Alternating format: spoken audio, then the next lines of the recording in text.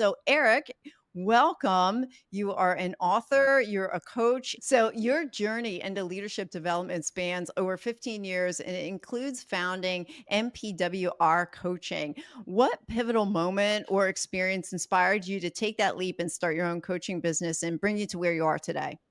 That's a great question. I'll try to, condense it a little bit, and you can, go a little bit deeper if you'd like in any of these areas. But like most people in my early 20s, starting into the workforce and trying to figure out what does it mean for me to be a leader. And I had very quickly become enamored with reading as many books as I could. And this is back before podcasts. And so just consuming as much content on what good leadership is and how to not only digest it, but how to apply that in my own roles and responsibilities. And if, quite honestly, at that early age, constantly was running up against points of frustration, people giving me feedback that I didn't like, not having the kind of impact that I was wanting to have. And that created an internal frustration for me. And so I went on a lengthy journey of exploring and trying to figure out, like, how do I become the best version of a leader that I can become? And I ended up meeting a mentor who took me under his wing, and I ended up working with him for the better part of about 13 years. And what he was doing was I had no thought about the world of coaching. I just, I thought I might want to go into law. I thought there's a variety of career paths that I thought about. Sure. But spending that much time under this mentor, he was actually building a coaching business. And so I just participated in it, not because I had any interest in building a coaching business, but because I wanted to learn from him. The qualities that he carried were the kind of qualities that I thought I want to have those qualities. So I knew at a young age, if I could just spend enough time around this individual, I would probably pick up some of those, if by nothing else than by osmosis. And that did work. But through that process, fell in love with the work of coaching and partnering with people and helping them develop themselves and their teams and their organizations. And then about, that journey lasted a lot longer than I thought it would. That coaching business was very successful. And then there came a point where I realized, there's a kind of a specialized nuance of coaching that I found most interest, that I felt most passionate about, that I felt I was best suited for. And that is, what we call today the area of emotional intelligence, helping Mhm. leaders practice the disciplines of self-awareness and self-leadership. Because I realized over those years of training for myself and for the leaders I was working with that, we all want to be better leaders to influence and impact the people, the Sure. organization, the world around us, but learned early on that that journey really begins with ourselves. Our Yeah. ability to lead ourselves effectively is what translates into being able to lead others more effectively. And so starting, my own coaching business was my desire, my expressed desire to create a coaching business, a process, a toolkit that would best serve leaders in this area, but also uniquely to bridge the gap between the world of academia and theory and Mhm. ideas and principles that we accumulate from books and other forms of content, and to ask the question, how do we empower people to actually do these things on a daily basis in the midst of all of the fires and the hustle and bustle Sure. of their work life? Sure, makes sense. What I love about your story and to pull out is that who you surround yourself with matters. So Mhm. you were with a mentor for 13 years. You said it was 13 years or not 13 years, but you said it was longer than what you thought. But what did you come to realize? Was it as long as you thought or was it long in a good way? I would say we had committed to 3 years. His Ah, deal with me was, hey, if you we are from the West Coast, so if you move your family to the East Coast and give me 3 years to help me build this business, then I'll teach you everything I know, and then at that point you can go do whatever you want to do. And because that business grew so rapidly, the team grew rapidly, I found myself playing a significant role within that organization. And so we found ourselves, year after year, just staying one more year. yeah, And yeah. I'll tell you what, though, there was so many positives about that. And one of them was uniquely that this mentor, who in my mind is an innovative genius, but there came a point where he actually blew the business up. Wow. And it was such a sad and painful part of the journey. And yet, I D also know this, that we learn as much from watching people make mistakes and fail Yeah. and succumb to their own weaknesses and Yeah. blind spots. And so those even though that was a painful season, it was also incredibly educational. Oh, okay. So when you say blow up, usually I go to the positive, that something went in the positive direction. Right. Sounds like it did not go in the positive direction. It went the other way. Can you share a little bit of that story? Like what actually brought what actually blew it up? Um, Yeah, and again, I'm giving my interpretation. There are sure. people who will I mean, listen we to this podcast who know me, who know my story, and who will be able to kind of put the pieces Oh, well, together. then, you share what you wanna share, Yeah, but I think there's always lessons yeah, in what we characterize as failures, and this is something too, we hear failure a lot. It's like, "Oh, I failed at this, I failed at that," and unless we're in the right frame of mind, failure is actually a good thing. that's If right. you take it and you learn from it, we're either learning or winning, and learners are winners. That's kind of what I repeat to myself. I used to be a Love it. big, oh my God, I failed, oh, I don't want to try that because I'm going to fail. And I've gone through a lot of personal coaching, personal development myself to put that word failure to rest and Yes, realize, wait a minute, I'm going to make mistakes, and it's in the learning from the mistake, moving on, and then just not repeating it yeah, again. So that's why I ask. It's always interesting to find out what brings things down because we can learn from that. So if there's something you want to share from that, that's fine. If you want to bounce in yeah. another direction, that's okay too. No, that's great. I'm happy to share. I love that what you're the idea of what you're sharing. I often communicate it through this analogy of, when our children are learning to walk, they stumble and fumble and fall over and over and over again. And as parents, if we're right there ready to smack them over the head and say, "Gosh, you failed again. You failed again. How do you not Yeah. get this? You're never going to walk." But I think we forget that as human beings, that's how we learn and grow and develop for the entirety of our lives. We stumble and fumble and bumble our way into growth and into development. And I think the more that we can accept that, I think we graduate from college, or high school, or our graduate studies, and we get a career and we think, okay, now it's my time to succeed. And if Right. we And forget that failure, succeed doesn't include failure. I think you and I are pretty much kind of the same age, and we grew up in that time where you didn't talk about failures, and failure wasn't an option. I mean, even still today, I kind of tell myself that yeah, sometimes, failure is not an option, where that's just so not true. And you have to go through this deprogramming and understand that failure is a normal process in life.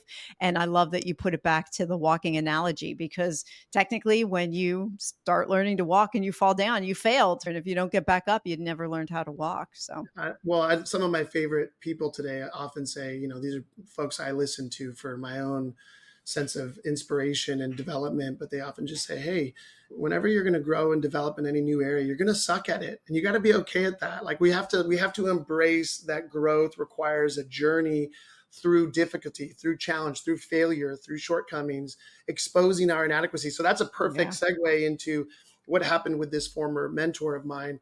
Is he was incredibly capable, competent, and he had helped us or led our business to grow significantly in a very short period of time. And yet, because he's a human being, he had his own blind spots, his own Mhm. areas of weakness, inadequacy, and it was his unwillingness to contend with those blind spots, his Uh, unwillingness to allow anybody around him into those areas. And so what I find with all leaders is we get to a place where our competence has outraced our character, right? mm, The quality of person we are internally. That's for everybody in different stages of our life. And if we're not able to recognize that gap and to do the hard internal work in any given season to grow our character, then what happens is our lack of character ultimately undermines our competency. So we can be very skilled, good. I mean, we work with leaders all the time who have built very successful businesses, making lots of money, and yet there come these moments where their deficiency of character begins to undermine their ability to lead their team, to potentially how they're engaging their family, their own personal health and finances. And so a lot of what we do is help leaders identify that gap and say, "Hey, first of all, that doesn't mean you're inadequate as a human being. It doesn't mean that you're bad. This is a part of human development. Are you willing to recognize that gap? Are you willing to do the work of developing your character or capacity or whatever, so that your character can sustain the next levels or seasons of growth. Oh, that makes sense. I love how you put it that, there's that gap between the competence and the character, but that it's normal. Yes. Now, I have an interesting question though. If somebody, or what are your thoughts on somebody's walking into a general manager position, but someday want to aspire to be COO or Yeah. CEO or go buy my own company, buy my own business or whatnot?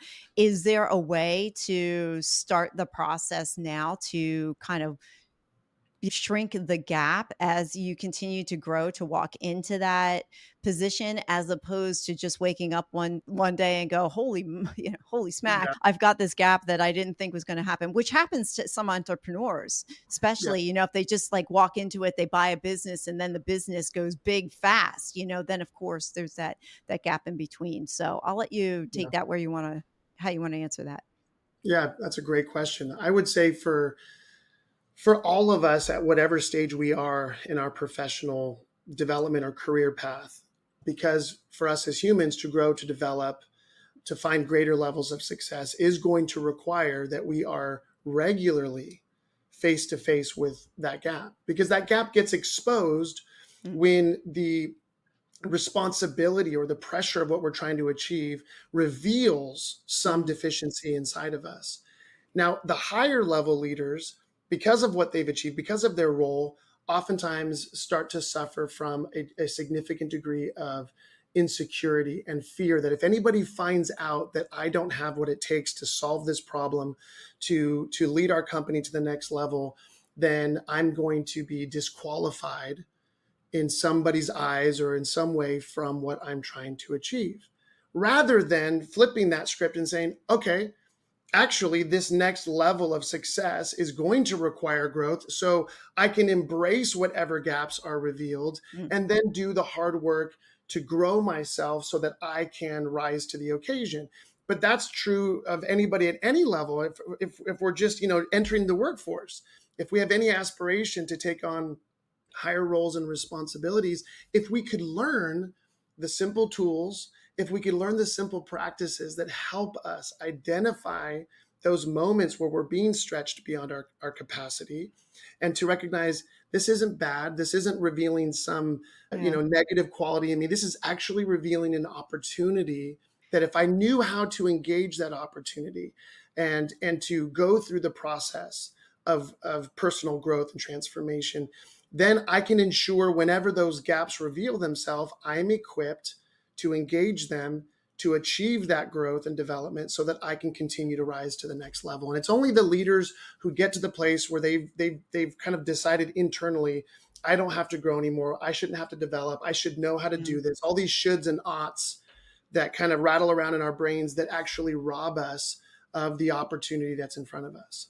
Yeah, I hear the common theme of self-awareness and then self-improvement. So continuous self-improvement seems to be a core value for you, or what you believe in and what you see leaders as they embody that they can grow. What are some of the practices or habits that you found particularly beneficial in either your own journey of personal growth and development, or what you would recommend for leaders? Well, there are, I mean, there's a lot of ways to take this. I'll kind of break it down to the fundamental or Sure. foundational place where we start with leaders is our ability to practice self-awareness. We can't change what we can't see. And our Mhm. ability to see ourselves accurately and soberly is not an easy task, because we have blind spots, because we don't like looking at the less nice bits about ourselves, right? We don't want to contend with our own inadequacies or dysfunctions. And so I think we're reluctant to really take a hard look at ourselves. So I think first is practicing self-awareness.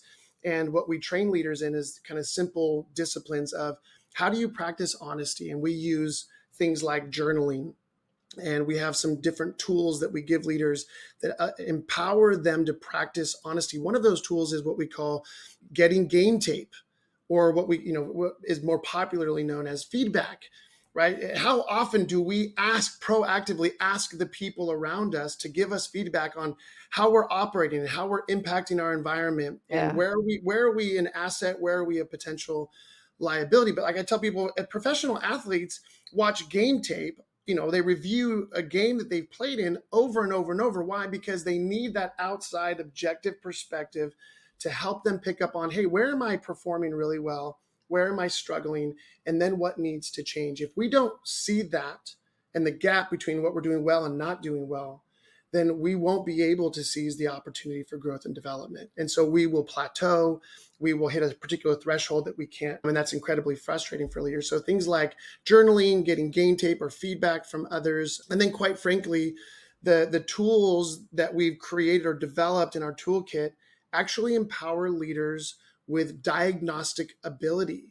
So Mm. imagine you're driving in your car, and I don't know cars very well, but I'm very appreciative of those little dials or needles or electronic lights that come on the dashboard of my car that are alerting me to the fact that something that I can't see in the automobile is not functioning correctly.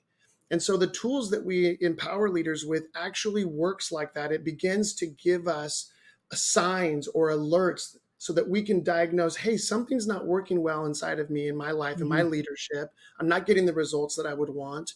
So I'm going to take a better look underneath the hood of my car. These tools also help them understand what's not working, why is that not working, and then it also empowers leaders with the skills to make the necessary changes, which quite frankly most people think is impossible. I am who I Yeah. am. I'm an old dog. Yeah. I can't learn new tricks. Whatever the excuse is, I tell leaders, I am proof in the pudding that who I am today is the product of years and years of learning how to Yeah. self-diagnose, how to make the necessary changes in my attitudes and behaviors that are getting me better results. And that's as a leader in my coaching business, with clients, in my marriage, with my adult children, with my friends, whoever. Yeah. It's a growth mindset, right? Doesn't it just boil down to like wanting that feedback because there's leaders out there that are so set and they don't want to change, so that presents its own set of problems Yeah. there as well. You wrote 2 books, Leadership Gravitas and Transform Your Trajectory. In those books, there's tools for leaders and to help them gain, a competitive advantage. Can Yeah. you share an example of either a tool or strategy that had sparked some significant transformation in a leader's mindset or approach? Yeah, so the first book that we wrote, Leadership Gravitas, introduces our two books both introduce core tools in our toolkit. And so the first book introduces what we call the EQ matrix.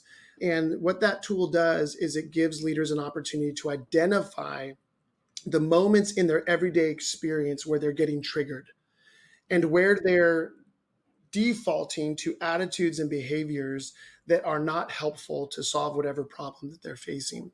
And so here's a simple example. Started working with this company in Los Angeles, kind of a distribution company of, raw commodities like flour and oils and stuff. And they've been very, very successful, but having a lot of internal problems in terms of their executive level leadership, people getting along, communicating well. The company had grown very quickly in a short period of time. So all the typical problems that a business would face. And so what happened was, after working with this group for a few weeks, I introduced this tool and this concept of triggers, and I gave them the exercise. I want you to pay attention each day to the experiences you're having that are triggering you mentally, emotionally, and physically. And then I want you to pay attention to the attitude and behavior that you naturally want to respond with. And then we started talking about that dynamic. Well, a few weeks later, we get into a call and I said, hey, I just want to check in. How is this going for you folks? What are you noticing in your everyday work life? And the president of the company, he says, well, Eric, you'll never believe this. This last week, someone on our team accidentally sent an email out to all of our vendors that revealed our pricing structures, our Ooh, margins, and and which was obviously a huge deal, right? Because some of these vendors might be offended or think, why are you making so much money off of this stuff that we should charge you yeah. more money, blah blah. And I said, so what happened? He said, well, I can tell you what we normally would have done.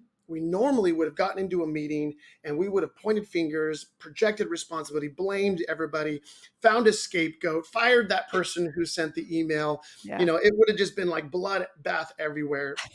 And I said, well, okay, if that's the normal way you would have responded, what Yeah. happened this time? He said, before I went into that meeting, I knew I was triggered. And I immediately thought, oh my gosh, I know exactly the way I would normally respond in this moment. And so he went into the meeting and said to the team, hey, we've been learning this stuff about identifying when we're triggered and our default responses. Let's all just own that right now. And everybody went Wow. around the group and said, I'm triggered, and here's how I would normally want to respond. Okay, what if instead of blaming everybody else for what went wrong, Yeah. what if we all chose in this moment to practice personal responsibility? What's my part to play in this? How can I respond in a way that's going to actually be helpful rather than unhelpful? There we They go. did this and had a radically different experience, right? Because these are problems that come up in business. I tell people, if you're going to lead in any significant level of business, like your job is to solve problems. Like Yeah. your Yeah. job That's is what to I'm deal with walking the into. fires. Yes, yes. And our ability to engage the problems effectively is what marks the difference between leaders and great leaders, right? Because we're going to contend with problems and challenges and unforeseen factors and circumstances. Sure. That's life, that's business.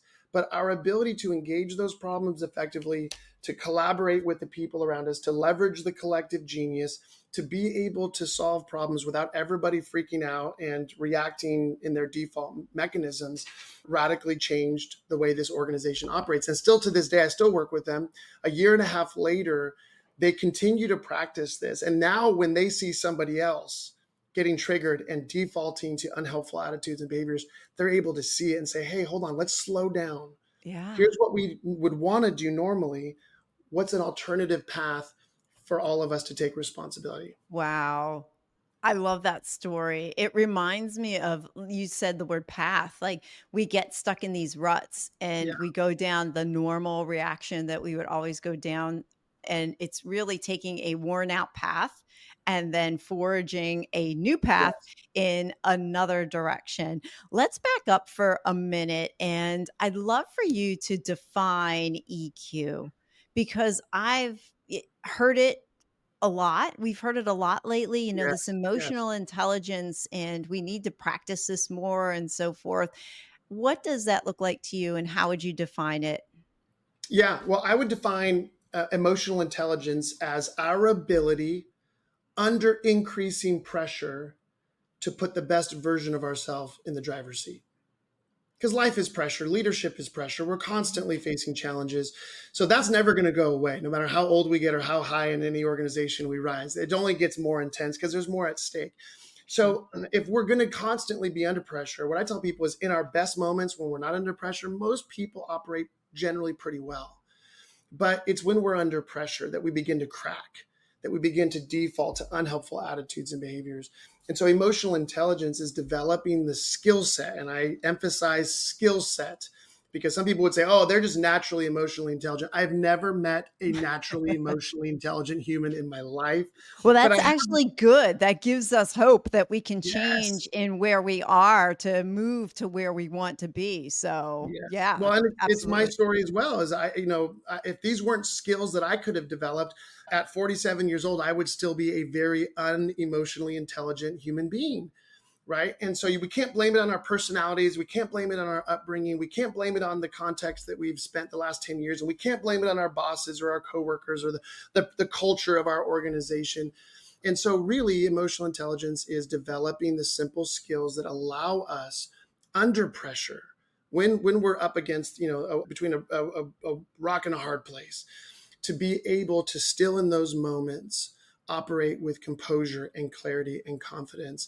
And I tell people, I don't care who you are or what the pressure is, you can learn these skills and increase your ability to put the best version of you in the driver's seat so that you win and everybody else around you gets to win. Oh, so what would then some small steps somebody could take to start to have this emotional awareness of, well, emotional intelligence to bring about that awareness in themselves. Suppose they're listening and going, I have no clue what he's talking Yeah. about. I have no, I don't even know where to start. It sounds really good. I want to change it. I know things aren't going the right way. What are some small steps? Oh, it's such a great question. Well, there's lots of great material out there online or in podcasts or in books that we can That's the get access problem. to. That's the problem. There's so much. Yes. That's the problem. How do you know where to go first? And I Yep. wonder if a lot of people, like, just don't know where to go because you have analysis paralysis. There's so much Yes. stuff out there.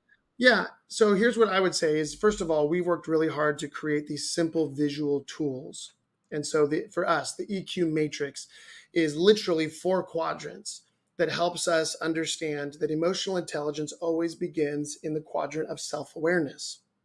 We're under pressure, we're up against a hard place, and what we start doing is blaming the world around us and pointing the fingers and projecting responsibility rather than asking the simple question, hey, if I'm triggered and I'm feeling hijacked right now, that's on me. Like my response and reaction to anything I'm experiencing in life, that's my responsibility. And the moment that somebody recognizes that and is willing to embrace that personal responsibility, it literally changes everything. So when people ask me, like, how do we get unstuck from this continual process of being triggered, hijacked, and what we call having a pinballing experience, where we're just kind of like a pinball being batted around by life's experiences. And I tell them, I said, everything changes the moment you realize that you are the only person that is in control of your attitudes and your behaviors. You cannot blame the world. You cannot blame your spouse, your kids. You cannot blame your boss, your customer, client for your attitudes and behaviors. And we so quickly make the jump to say, I said this because you said or did this. I feel this Mhm. because you said or did this. I'm responding this way because of what happened over there, rather than owning that, no, I'm the only one in control. And the moment we wake up to that, it puts us back in the driver's seat. We get to choose. I tell people one of the greatest powers of human beings, no matter who you are, is our ability to choose in any given moment the attitudes and behaviors that we are going to operate with. And so what the tool does is it just gives us a simple visual framework to remember no matter what I'm experiencing, this is the starting point, self-awareness, and then we unpack some simple skills that I referred to earlier that help us practice in those moments. And like anything, the more we practice, the better we Better we get, get. Yep. and the more confident we are under greater pressure to operate this way. Yeah, it sounds like shedding the victim mentality. Oh, yes. When you leave that victim mentality and you go to, you are in control and it's your choice, there's more of an empowerment there as Yes. well. Because when you're a victim, it's, you feel like, oh, this thing's happening to you. And you have developed something called the leadership operating system. Yeah. And that sounds really cool. I'm familiar with like EOS, which is Mhm. entrepreneurial Yeah. operating system. So talk a little bit about your leadership operating system because I'm curious to hear about that. And how do you ensure that this system remains adaptable to the diverse needs and challenges faced by leaders across Ugh, different industries? that's So, it's a great question. sure, I'll kind of unpack a little bit and then you can dig deeper where you want. sure. So the leadership operating system, that idea became something that I stumbled upon through the analogy of smartphones. I became enamored with the innovative genius of people like Steve Jobs and Bill Gates and others. And what grabbed my attention was simply this, that most of us use these smartphones and we're enamored with them because we can go to the app store and there are millions of different apps that we can download, and those each one of those apps helps us potentially solve a very specific particular problem. But the genius behind these machines is not the apps but the operating system, Mhm. which is the kind of governing program or programs within this computing device that really manages all of those apps, the memory, the power usage, which apps can we use, which ones can we not use. There's a lot of different fun ways to play that analogy out. But what I realized, and you said this earlier, is that as a human being, I have been programmed since I came into existence. Through my family experiences, my parents, through my extended family, through friendships, through schooling, through different sporting activities, I have been exposed to a lot of different people and circumstances that have been a part of programming the way that I view myself, the world, and how I engage myself in the world, to put it simply. And so what I realized is I got into an age where I thought, some of my operating system is helpful. Some of it is really unhelpful. That when that part of the operating system runs, it doesn't give me the results that I'm looking for. And so I started thinking, well, then what do I do? And now I did a lot of research and reading. When I say this, I mean not as an academic, but as an armchair enthusiast in the world of neuroplasticity and brain Mhm, science, and can we actually change the way we think? Because the way we think is so ingrained inside of us that we're not even aware of those mhm, freeways and pathways that have been developed, so that when we have a particular form of stimulus, man, we're off to the races without even thinking about it, because those pathways, many of them are so subconscious. But then when I started learning through brain science that we can change those pathways, we can create new ones and allow those old ones to decay so that they're no longer traveled across. I thought that's amazing. So by developing a set of simple tools that comprise our operating system, all these tools do is think of them like programs.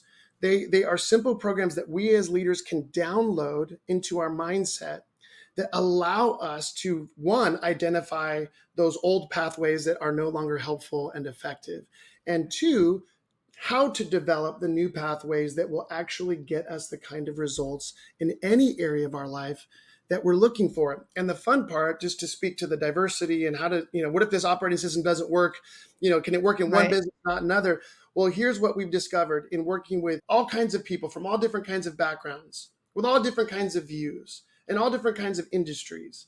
We have discovered that because these tools, these operating programs, or this operating system, because it's fundamentally rooted in the way that human beings function, we have yet we have yet to discover a context in which people were not greatly empowered or their operating ability enhanced by this operating system. And obviously, we've worked with thousands of leaders at this point, and every time they say, this is helping me to be a better version of myself, whatever your religious views, whatever your social, Ah, political, economic views are, whatever business or industry, whatever level of business you're in, this transcends even into the home life. We have leaders all the time saying, this is changing the way that I do marriage or my partnership or wow. the way I engage my kids.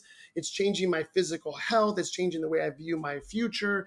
Because what this operating system essentially does is helps human beings discover the best way to operate, given all of their unique personality and characteristics, to be able to achieve the things that they actually want to achieve. Oh, wow. So what is one specific component of your operating system that you feel has brought some of the most dramatic results in the people that you've worked with?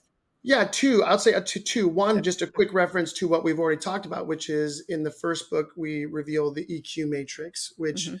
radically transforms people's ability to take back their power, right? When we play the victim or the villain mindset, we're giving away power. Right. And so to take back the power of, only I can choose the attitudes and behaviors that I'm going to operate with in this particular situation. So it's very, very empowering for the people that are introduced to that tool. The second book, Transform Your Trajectory, introduces the second core tool in our toolkit, which is the Kairos circle, which practically helps people identify any of these given moments, these triggers that we Mm. call Kairos moments, which is a fun Greek word that enables people to actually learn from their life experiences. So often we finish, the kind of traditional schooling that we've gone through, and at whatever stage we finish it, and we kind of go, well, I guess my learning season of learning is over. But our Uh, ability to be lifelong learners, to practice that growth mindset. If you ask people, do you value a growth mindset? They'll say yes. Do you value being a lifelong learner? They'll say yes. How do you learn? I read books. I listen to podcasts. Okay, that's acquiring information like you did Mhm. in traditional schooling. How do you actually synthesize, or what I like to say, how do you actually digest that content so that it actually acts as nutrients to your mind, your body, your soul, your spirit, whatever you want to call your internal world? How do you actually metabolize that content in a way that actually transforms you for the better? oh, I don't know. It just kind of happens, I think. It does. No. At some subconscious level, there is some personal transformation that people experience, but that's Right. why we read the books and we get this idea, and then we go back into the world and we go, that didn't work very well. And so we give up on that idea, and then we get a new idea, and then we give up on that idea. Yeah. And it becomes this vicious cycle of, I've read everything on leadership. I've read everything on whatever area of your life you're trying to grow and develop in, but I just can't seem to find what works. Dare I say this? Oftentimes, the problem is not with those ideas. The problem is we don't know how to bridge the gap between the idea and the everyday practice that's going to move the needle in Mhm. significant ways in our life. And so again, that's what this tool, along with all of our tools, does for people, is it gives them very simple, practical ways to practice the ideas that they've heard, they've learned from all these amazing authors, but aren't quite sure how to metabolize and integrate those ideas into their life for practical change. So you're giving them the way to bridge the gap then You got it. You through got your it. tools. Yes. Oh, that's Yes. cool. Yeah, Yes. that's cool. I'm gonna play devil's advocate for a minute. So Please. somebody's listening and they're going like, yeah, I get you, Eric. I hear you, but I am running a business, I'm running a company, and I am just, I'm putting 60 hours a week in. Holy crap, what you're asking me to do now is journal and be self-reflective and go into all these new Yeah. tools, and I'm overwhelmed just listening to you. So let's go back to this theme of small steps. What would you say to that entrepreneur, that business owner that embraces what you're saying? They're like almost giving up before they even get started. Yeah. Wow. Well, I run into that all the time. And quite frankly, I experience that from time to time where I Mhm, run into a threshold of my own capacity or character or competence where I think, gosh, I want to achieve something greater. I'm not sure how to get there.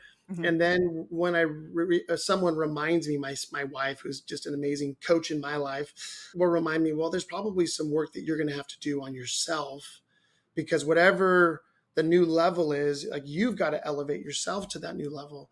And I think, oh my gosh, I don't want to do more work. So I'm so empathetic. I so appreciate that sentiment. And here's what I tell leaders is a couple of things. Number one, these simple tools and practices, they are simple tools and practices.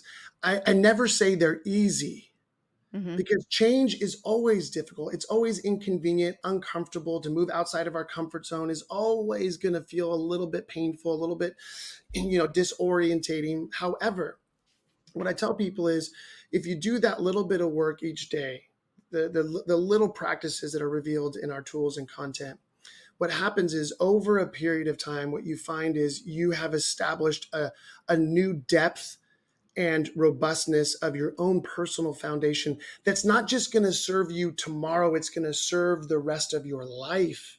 And so Mm. I have to have that hard conversation with leaders when they say to me, Eric, this whole coaching process, you're asking me to get my executive team on a call every week for an hour or hour and a half on a Zoom call. We can't afford to take an hour or hour and a half away for this. And I say, no problem. If what you're trying to achieve is important enough for you, this is the way I know how to help you get there. But if you Mm. don't want to do the work to become the kind of people through whom that future can be fulfilled, that's your choice. But True. make no mistake, if you are plateaued, which that's when leaders call us in because they feel plateaued in some area. If you're plateaued today and you're frustrated today, that is only going to compound if you don't do the work. And so there's no substitute for doing the hard work. But then after a few months of working with us, here's what they always say: we can't afford not to take this time and to invest this Yeah, energy, yeah. because the transformation they begin to experience is so palpable, so tangible, so amazing for them, that they literally realize, okay, this is worth doing. It's no different than somebody says, I need to lose 15 pounds. They go to the gym for, January 1, they go into the gym and they're excited and they lose steam and they stop doing it because they don't have the partnership that they need to stay the course. Because the results we're looking for, if they're significant Mhm. results never come overnight. They only Sure. happen over a period of time being committed to small disciplines. There's a lot of books out there, Atomic Habits, and those that would support that idea. And so, in the same way that leaders struggle to change because they don't want to commit to these practices, is the same reason why people don't lose weight or don't increase their exercise ability or don't budget their finances. And I tell people, when the pain of staying there is bigger than the pain of change, then call me back and we'll talk about it. Yeah, yeah, I was just thinking about it. It's just like learning anything new. If you wanted to learn to play the piano, my kids played the piano, and Yeah. in the beginning, you have to labor through it. You're just working on your scales, but at some point, it becomes natural. So, transforming who you are as a person to become a better leader is going to be painful and slow at first until it sinks in. What so it just comes back to being patient and Yeah. understanding that things don't change overnight, and I like that you said that the skills are simple, Hmm. but just because something's simple doesn't imply that it's easy, but just because it's hard doesn't mean we shouldn't at least attempt it and try it. Mm, Because simple is something that you can ingest and it's easy to remember because it's right. simple versus Right. having something a process that's very complex, because if you can't get that complex process to work, you're going to give up on it a lot faster too. That's right. That's right. What role do you believe vulnerability and humility play in effective leadership? Oof. That's a great question because I'm a huge fan of Brene Brown. I'm sure you're familiar with that Oh name. yeah. And she talks a lot about the power of vulnerability. I also really appreciate the way that she distinguishes between healthy vulnerability or what she calls transparency. Right? There's the kind of vulnerability where we kind of take our clothes off in front of people, and that can lead to really unhelpful experiences. But Sure. then there's the kind of vulnerability that I value very highly, which is, I'll say it this way: I value the kind of vulnerability where we recognize that we can only give to others what we have first cultivated within ourselves. Mm, And there's a level of vulnerability in that kind of lifestyle that says, I have to do the hard work in here so that I have something better to give you, because that's recognizing that I have to do the work myself, that I'm not delegating this out. I'm not making everybody else responsible. I'm not asking everybody else to do something that I'm not prepared to do. And I think that requires incredible vulnerability, which is why when I'm working with, whoever the big decision makers are in a company, owner, operator, CEO, president, whoever, is I always have to remind them, if you're not committed to this journey, do not ask anybody else to be committed to this journey. mm, And you being committed to this journey is a level of vulnerability because it means you're going to deal with things in yourself that are not awesome. That you're going to have things about you get exposed, sometimes even by your team members, that is going to feel humiliating. It's going to lead to this experience of shame and inadequacy. So now let's go vulnerability to humility. Um, I like to define humility as our ability to not only see honestly what's going on inside of us, the good and the bad, or what I call the gold and the dirt, but our ability to accept and make peace with that gold and dirt. So some people want to elevate the gold and not talk about the dirt. Other people, weirdly enough, are happy to talk about the dirt, but rarely can own their gold.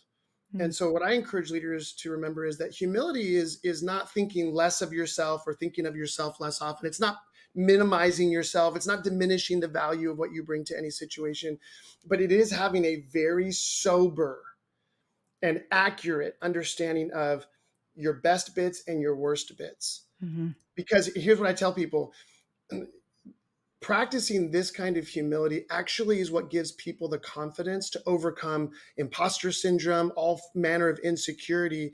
When we bring to the table what we bring to the table, nothing more, nothing less. Sometimes I have a winning hand, sometimes I'm not. And that's life. But real humility is accepting who I am, for better or worse, today, not who I wish I was, in a year from now, and not holding on to who I was a year ago, mhm. but really embracing and accepting, this is who I am, this is what I have to offer. And some of my hands, if you think of a hand of cards, sometimes I have a winning hand. I have gold to bring to the situation that's really going to help solve a problem. It's going to Sure. be the thing that unlocks the challenge we're facing. And sometimes I'm not. But when I don't have a winning hand, that's always an opportunity when I see that dirt to ask the question, is this a growth area for me?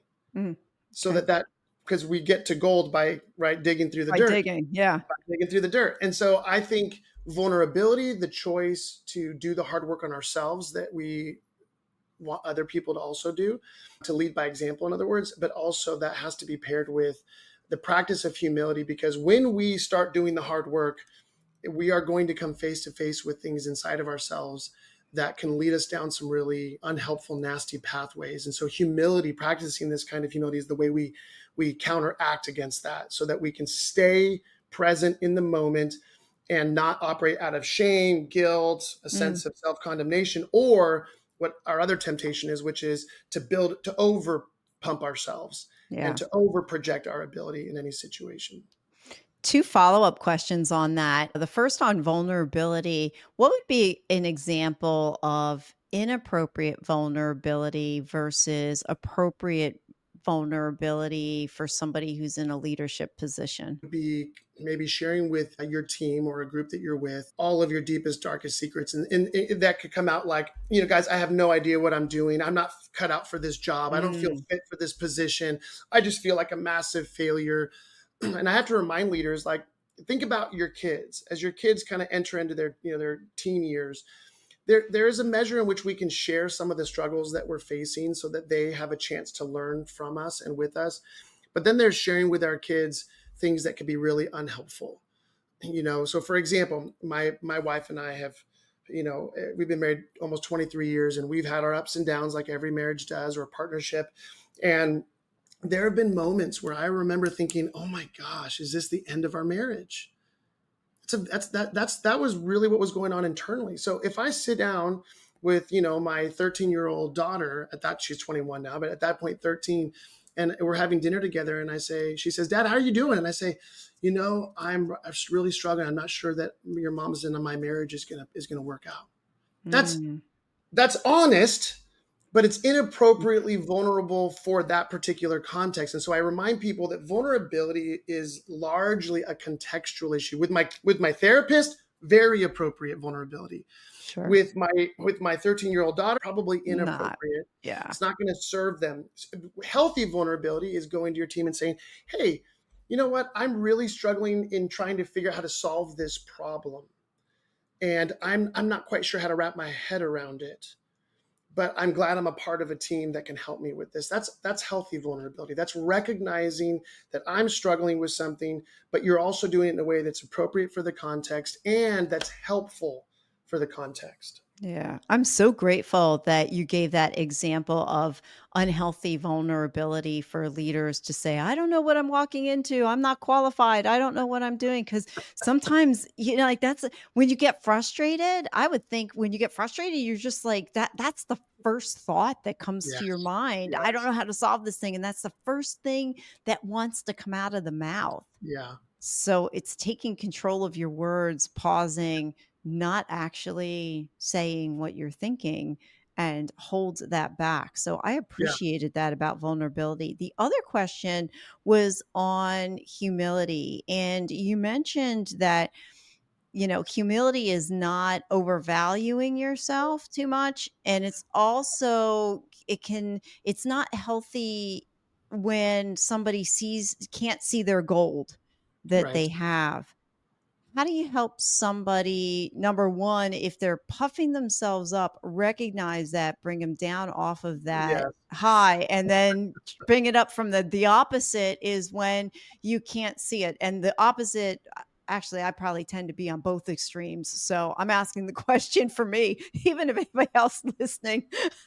Yeah. There I Yeah. am, I'm being vulnerable. I hope that was appropriate vulnerability. That was appropriate vulnerability. I thought it was a great example. Yeah, and I think we all tend to do this in our own ways, and I think at different times, sometimes we elevate the gold and not deal with the dirt. Sometimes we elevate the dirt and don't deal with the gold. So I think we're all guilty of this at some level, and it's usually when we're face to face with a challenge that we feel, ill-equipped to handle, and we're kind of searching internally for, do I have what it takes to handle this particular situation? So a few things. Number one, Identifying what's our tendency, I think, is really important. I think some people do naturally tend to gravitate toward the gold or the dirt. And so we pick up on those when we talked about paying attention to the indicators on the dashboard of our car. How are other people experiencing us? So getting feedback from the people around us. What do they experience in us? Do they feel like we over embellish the gold or the dirt?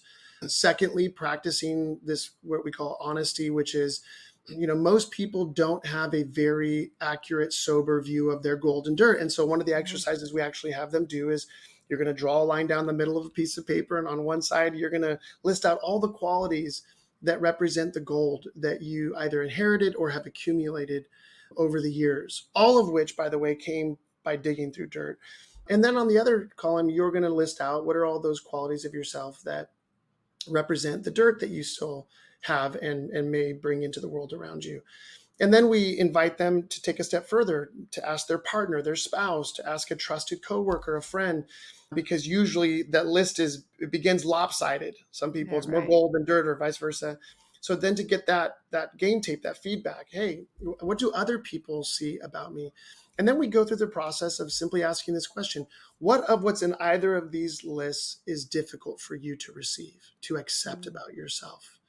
And then that normally opens up a conversation around whether somebody's really finding it difficult to really trust the strengths that they bring to the table, or to be honest and take responsibility for some of the dirt that is impacting their ability to influence others well. So those would be some simple ways to tackle that. Yeah, and it's an ongoing process too. Yes.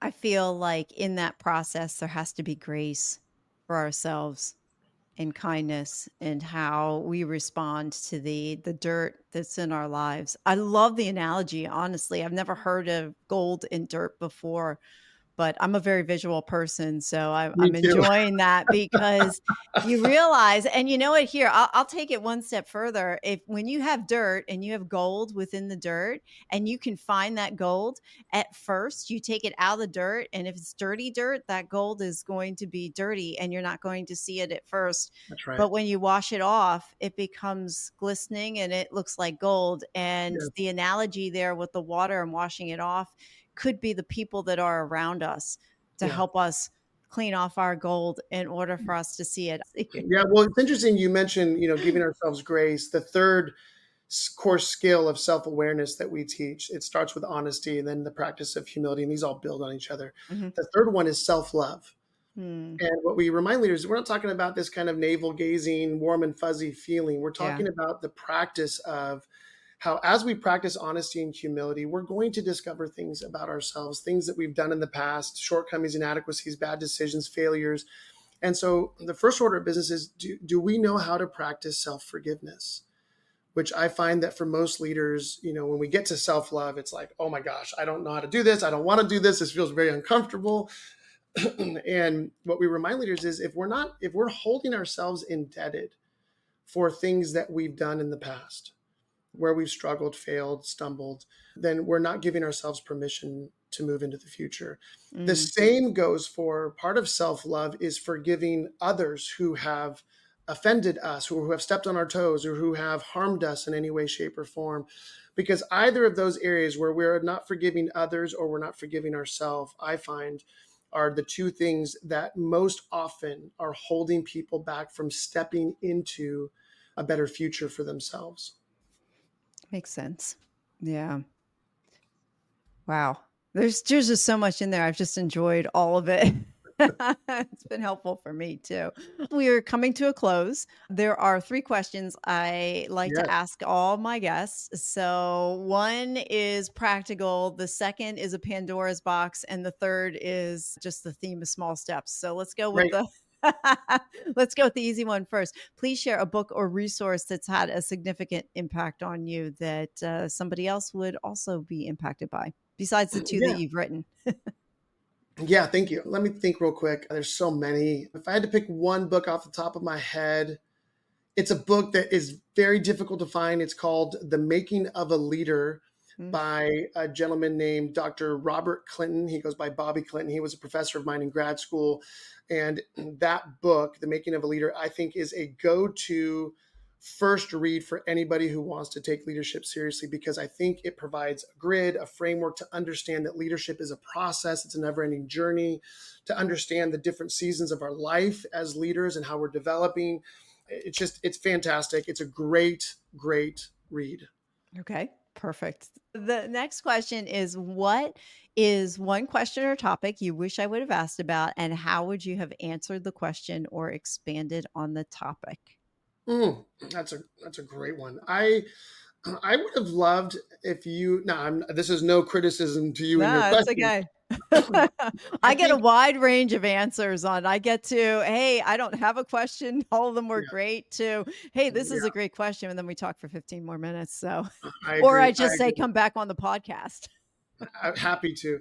I would say I love when people ask me about my own journey through these tools, because I think what's really important is for people to understand that all of these tools have been developed out of the overflow of my journey and the journey of a lot of people that have been a part of my life, because I am still doing the work. I mean, I literally just this last year went through what I would call another crisis of marriage, as we're transitioning into our midlife, as our kids are transitioning out of the home, as my wife and I are kind of on where we worked together for probably 20 plus years, and now we're on divergent paths, which everything, so much change, and it created a lot of stress on our marriage. And so when people think, well, Eric is an expert, he has figured all this stuff out, I love to share the real time experiences where I'm having to utilize these tools Mm. to practice self-awareness, to identify where I'm not operating well,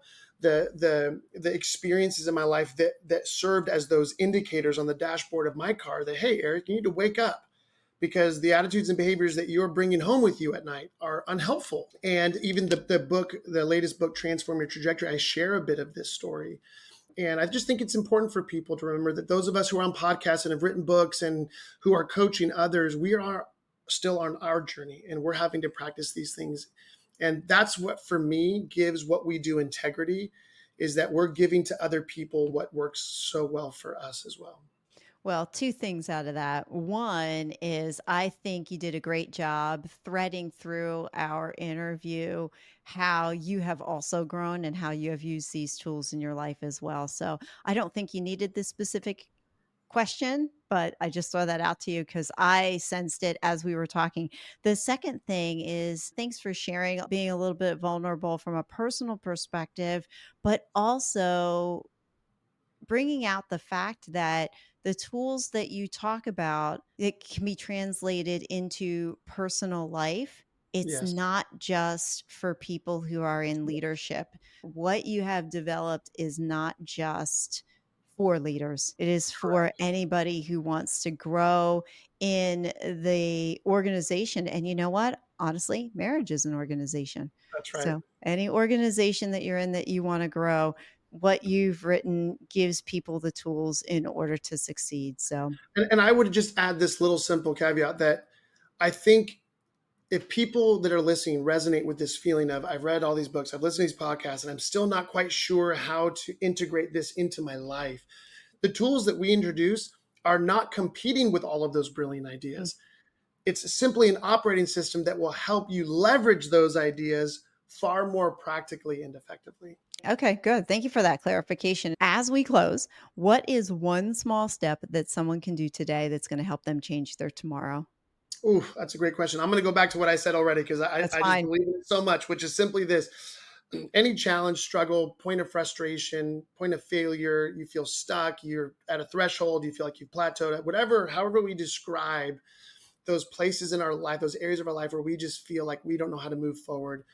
What I would encourage people is to remember that only you have the authority and power in your own life to change your life.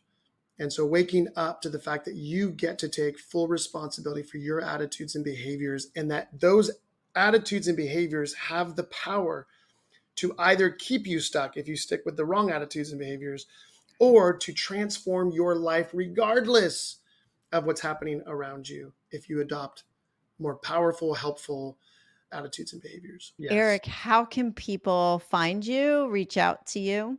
Real simple. They can go to our website, and everything is linked off of our website, which is MPWR, which is just empower without the vowels, mpwrcoaching.com. And there they can get access and find links to our books, to our online courses, to coaching sessions.